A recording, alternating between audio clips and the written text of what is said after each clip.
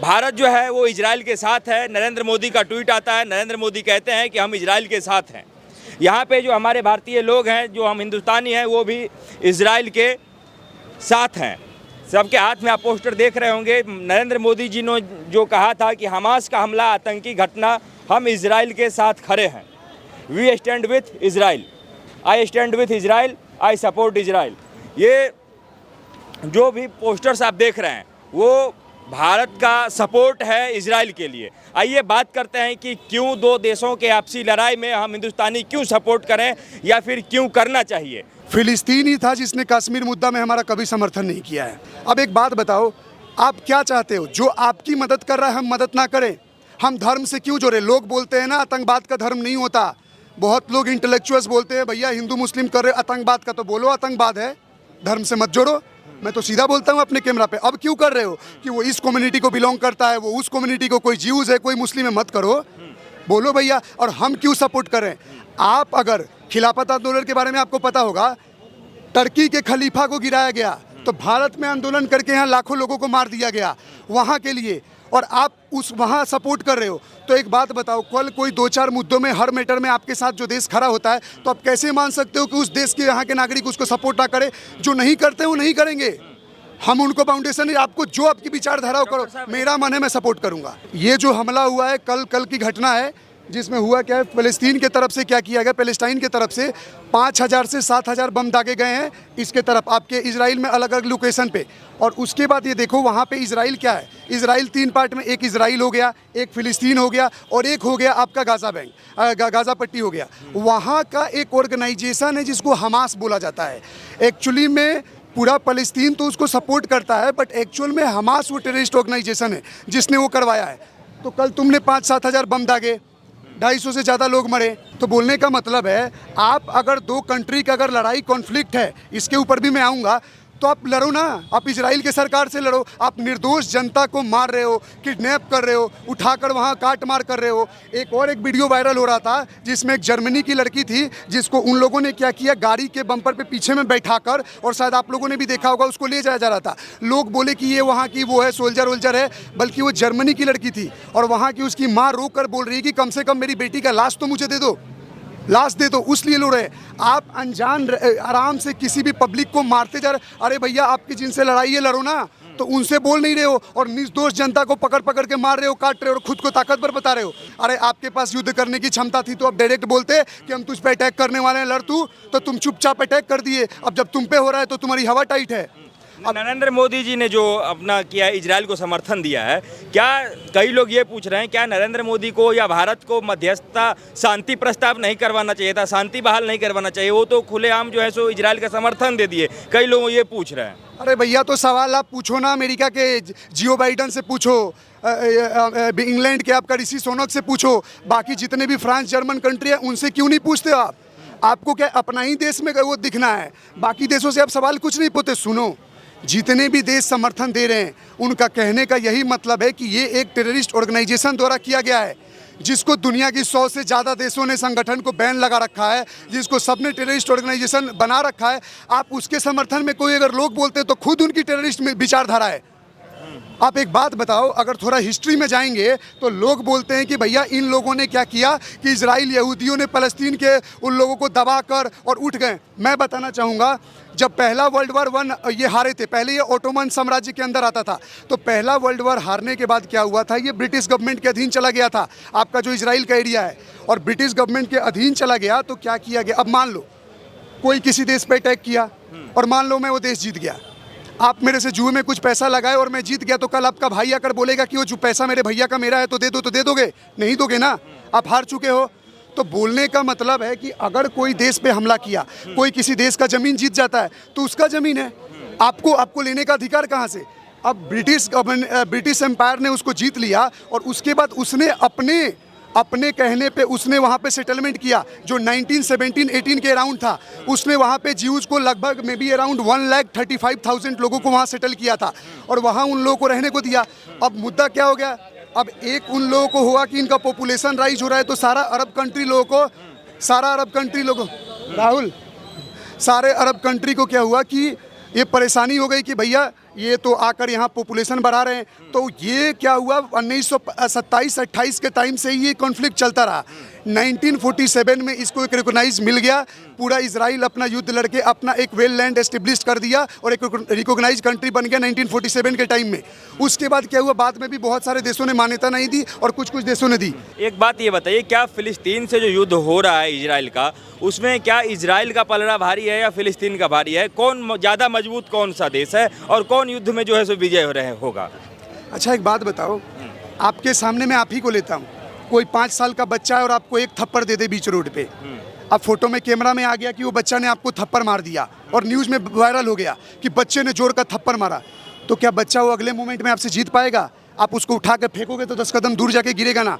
बोलने का मुद्दा ये है कि पहले मारा उससे मैटर नहीं करता, पहले मार के अपने नीचता दिखाई, कितने लोगों को अपने अगवा किया। नरेंद्र मोदी ने समर्थन दिया है, तो क्या हम अपने युद्धपोत भेजेंगे? क्या हमारा जो एयरफोर्स है वो वहाँ पे जाएगी? क्या हमारा जल सेना, थल सेना, हम तीनों सेना का सपोर्ट देंगे उसे, इजराइल को? पहली बात, इजराइल को तो इस तरह का कुछ चाहिए नहीं। ये चीज़ अमेरिका ने भी बोला है कि हम आपको प्रोवाइड करेंगे, ब्रिटेन ने भी बोला है वो भी प्रोवाइड करेगा। तो देखो, मुसीबत पड़े तो भैया जिस तरह से उसने हमारे कारगिल के युद्ध में उसने हमारा समर्थन दिया, जैसे कोरोना के टाइम में ऑक्सीजन सिलेंडर और बहुत सारी इक्विपमेंट्स में मदद किया, उसके बाद आपका ये 26 से 11 के हमलों में समर्थन दिया, तो मुझे नहीं लगता अगर समर्थन मांगना है तो मांगे। और पॉलिटिक्स मत खेलो, क्योंकि वही राजनीति कर रहे हैं। अब बात कर रहे हो कांग्रेस कोई सपोर्ट कर रहा है नहीं कर रहा है, तो एक आदमी का नाम बता रहा हूँ मैं, ज़रा गौर फरमाइएगा।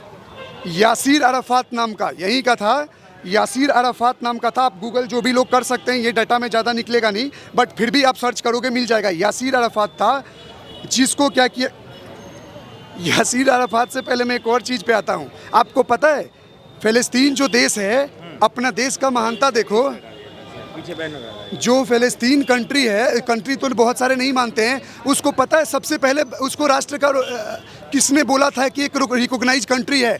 ना ही सऊदी अरबिया ने उसका समर्थन किया, ना ही इराक ने समर्थन किया, ना ही अफगानिस्तान ने समर्थन किया, ना ही टर्की ने समर्थन किया। समर्थन कौन किया?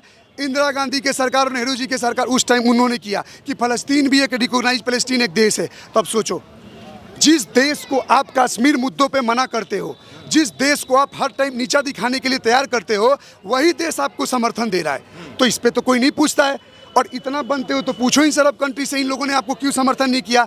और बात रही यासीर मलिक की, तो मैं बता रहा हूँ, यही तो इसको दिया गया था। सोचो, इस पे 100 से भी ज़्यादा देशों ने इसको प्रतिबंध लगाया था, और उसने इंदिरा गांधी की सरकार ने इसको नेहरू शांति पुरस्कार दिया, यासीर क्या नाम है आपका, यासीर अराफात को। उसके बाद नेहरू शांति इसको इंदिरा गांधी अंतर्राष्ट्रीय शांति पुरस्कार दिया राजीव गांधी जी ने।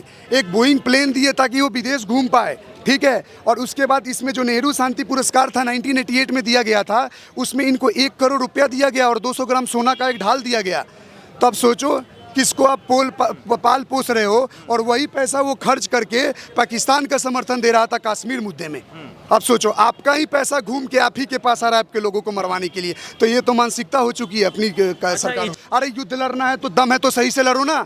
अभी लड़ रहे हो तो भाग रहे हो, एरिया बदल रहे हो, और जब आपको करने का बारी है, मतलब ये हुआ ना, पत्थर फेंक दो और उधर से 10 आदमी निकल जाए तो भागना स्टार्ट कर दो। लड़ो चल रहा है कि फिलिस्तीन अंडर अटैक चल रहा है ये, उसके बाद विश्व जो है सो अब शांति के लिए जो है सो गुहार कर रहा है पूरी दुनिया में कई देश। तो अटैक किसने किया? एक बात बताओ, अगर लोग बोल रहा है फिलिस्तीन अंडर अटैक, तो कुछ टाइम पहले का ट्वीट था इजराइल अंडर अटैक। उसके घर पे तुम हमला कर रहे हो, उसके लोगों को मार रहे हो, बीच पे नहाने वाले लोगों के ऊपर आप फायरिंग कर रहे हो, आप वहाँ से घर में दरवाजा ठकठका के निकाल के आदमियों को किडनैप करके उसको बंदी बना रहे हो। तो आप एक बात बताओ, और 5,000 से 7,000 आप बम मिसाइल लॉन्च कर दे रहे हो, और वो देश अगर आपको मार रहा है तो आपका देश अटैक में आ रहा है। तो इस तरह का सिचुएशन लाए क्यों? चुपचाप रहते ना, कमाओ करो अपना, आगे बढ़ो, क्यों तुमने अटैक किया? अरे भैया, इजराइल के साथ है क्योंकि इजराइल भारत को सपोर्ट करता है हर मैटर पे, और जो हमारे देश का सपोर्ट करता है वो हमारा धर्म से मत एंगल जोड़ो। अगर कोई मेरा दोस्त है तो देश के अंदर के सभी लोगों का दोस्त है। आप ये क्यों बोल रहे, फिर एंगल लगाने लगते हो रिलीजन वाइज, तो एक तो 50-56 देश खड़े हो जाते हो और एक को एक का समर्थन ना मिले। मैं बोलता हूँ, आप हमारे देश से सवाल पूछ रहे हो, जाओ अमेरिका से सवाल पूछो, जाओ ब्रिटेन से सवाल पूछो, जर्मनी से पूछो, फ्रांस से पूछो, कितने देश गिनाऊं, वो खुले समर्थन दे रहे हैं। क्यों? क्योंकि ये आतंकवादी घटना है, और जो गलत है वो गलत है, उसका डेफिनेशन नहीं चाहिए। और क्यों ना समर्थन दे, क्यों ना शांति शांति की बात करते हो? शांति के चक्कर में ही तो सब गया। शांति पे अहिंसा परमो धर्मम का पाठ पढ़ा देते हो, लेकिन धर्म हिंसा तथेव च का नहीं पढ़ाते हो। अरे भैया, अगर मेरे को आप मार रहे हो एक लिमिट तक ही बर्दाश्त करूंगा ना, किसी को इतना भी मत मारो। और उनका देश है, वो रिटेलिएट कर रहे हैं, लड़ रहे हैं, सही बात है। आप अपने घर में रहो ना, आप ये सोचो कि वो आपके देश का समर्थन कर रहा है, तो आप अपने देश का जो समर्थन कर रहा है उसका समर्थन करो, और फिर धर्म धर्म जोड़ोगे तो फिर भारत में तैयार रहो, 2-3 ग्रुप ऐसे ही बढ़ जाएंगे। इजराइल का लड़ना जरूरी है, इजराइल नहीं लड़ेगा तो इजराइल नष्ट हो जाएगा धरती के नक्शे से। भाई साहब, हिंदुस्तान को इजराइल और फिलिस्तीन के युद्ध में हमें इजराइल को क्यों सपोर्ट करना चाहिए? मोदी जी ने भी सपोर्ट किया और वही पोस्टर आप हाथ में ले रखे हैं, क्यों सपोर्ट करना चाहिए हमें? पहली बात तो मैं ये बोलना चाहता हूँ, मैं एक भारतीय हूँ, ठीक है, मेरा नाम नवीन है। अगर मुझे इजराइल हर बार सपोर्ट कर रहा है, कहीं ना कहीं जो भारत कर रहा था, जैसे युद्ध हुए, कारगिल के युद्ध हुए, उसमें भी सपोर्ट था, तो मुझे लगता है कि जो प्रधानमंत्री का जो ट्वीट है, जो ये है, तो ये सही है। हम उसके साथ हैं क्योंकि वो हमारे साथ है। और भारतीय हमेशा दोस्ती पक्की करता है, ऐसा नहीं करता कि बस हवा हवा में, ठीक है ना। तो उसकी दोस्ती इजराइल के साथ पहले से ही अच्छी है। और जो दोस्त साथ में खड़ा हो ना, जो दोस्त, ठीक है ना, तो उसके लिए हमारे देश पहले से ही खड़ा है आज। मतलब इजराइल के साथ आप लोग नरेंद्र मोदी के साथ है और नरेंद्र मोदी इजराइल के साथ हैं। देखो, वो भारत के प्रधानमंत्री है, उनका डिसीजन एक नंबर है, ठीक है। सन 2014 के बाद जितने भी डिसीजन लिए हैं उनमें कहीं ना कहीं वो सारे सफल हैं, ठीक है। तो ये डिसीजन अगर उन्होंने लिया है ना, तो हम उनके साथ हैं। और इजराइल हमारे सपोर्ट में हमेशा रहा है। जैसे कश्मीर का मुद्दा हुआ हो तो इजराइल ने बोला है कि हम तुम्हारे सपोर्ट में है। कारगिल से 11 में भी इजराइल ने बोला था। तो जब वो हर जगह है तो इस समय भी इजराइल के साथ इंडिया हमेशा रहेगा, क्योंकि वो हर जो भी जैसे कारगिल का युद्ध हुआ हो, कश्मीर में हुआ हो, या 26/11 हुए हो, तो उसमें उसने हमेशा सपोर्ट करा है। ठीक है, ठीक है। डॉक्टर साहब, आपके हाथ में भी एक पोस्टर देख रहे हैं,